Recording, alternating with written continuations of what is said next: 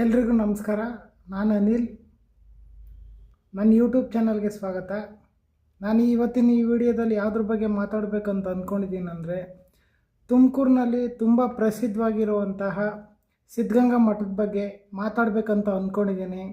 ನನ್ನ ಹಳೆಯ ವಿಡಿಯೋದಲ್ಲಿ ಸಣ್ಣ ಕಥೆಗಳು ಮತ್ತು ಯಾವ್ಯಾವ ಜಿಲ್ಲೆಯಲ್ಲಿ ಒಳ್ಳೊಳ್ಳೆ ಪ್ಲೇಸ್ಗಳು ಬರ್ತವೆ, ಮತ್ತು ಆಮೇಲೆ ಕರ್ನಾಟಕದಲ್ಲಿ ಯಾವ್ಯಾವ ಪ್ಲೇಸಸ್ ತುಂಬ ಚೆನ್ನಾಗಿದ್ದಾವೆ, ಇನ್ನು ಅನೇಕ ವಿಷಯಗಳ ಬಗ್ಗೆ ನಾನು ಚರ್ಚೆ ಮಾಡಿದ್ದೆ.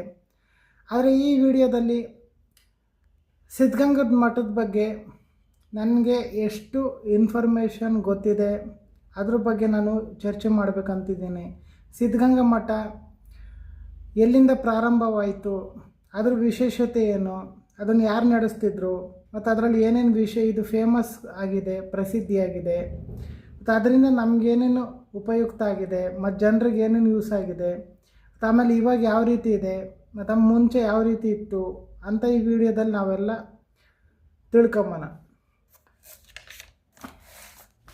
ಈ ಸಿದ್ಧಗಂಗಾ ಮಠ ಬಂದ್ಬಿಟ್ಟು 600 ವರ್ಷಗಳ ಇತಿಹಾಸವನ್ನು ಹೊಂದಿದೆ.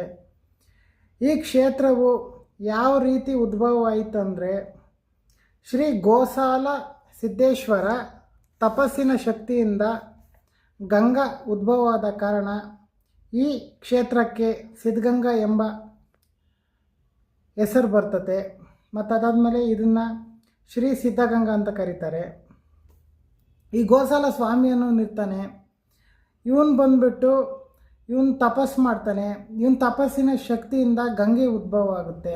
ಆವಾಗಿಂದ ಈ ಪ್ಲೇಸ್ನ ಎಲ್ಲರೂ ಸಿದ್ಧಗಂಗಾ ಅಂತ ಕರೆಯೋಕ್ಕೆ ಸ್ಟಾರ್ಟ್ ಮಾಡ್ತಾರೆ. ಮತ್ತು ಆಮೇಲೆ ಈ ಪ್ಲೇಸು ಸಿದ್ಧಗಂಗಾ ಅಂತಲೇ ಪ್ರಖ್ಯಾತಿಯನ್ನು ಹೊಂದ್ಕೊಂತದೆ.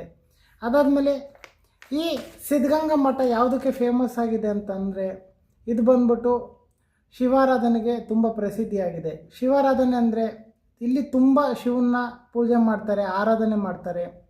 ಇಲ್ಲಿ ಅದನ್ನು ಬಿಟ್ಬಿಟ್ಟು ಬೇರೆ ಯಾವ ದೇವ್ರನ್ನ ಅಷ್ಟೊಂದು ಪೂಜೆ ಮಾಡೋದಿಲ್ಲ. ಈ ಸಿದ್ಧಗಂಗಾ ಮಠ ಬಂದ್ಬಿಟ್ಟು ವೀರಶೈವ ಲಿಂಗಾಯತ್ ಮಠ ಅಂತಲೇ ಕರಿಬೋದು. ಇಲ್ಲಿ ಇರೋರೆಲ್ಲ ಸ್ವಲ್ಪ ಜಾಸ್ತಿ ಲಿಂಗಾಯತರೇ ಇರ್ತಾರೆ.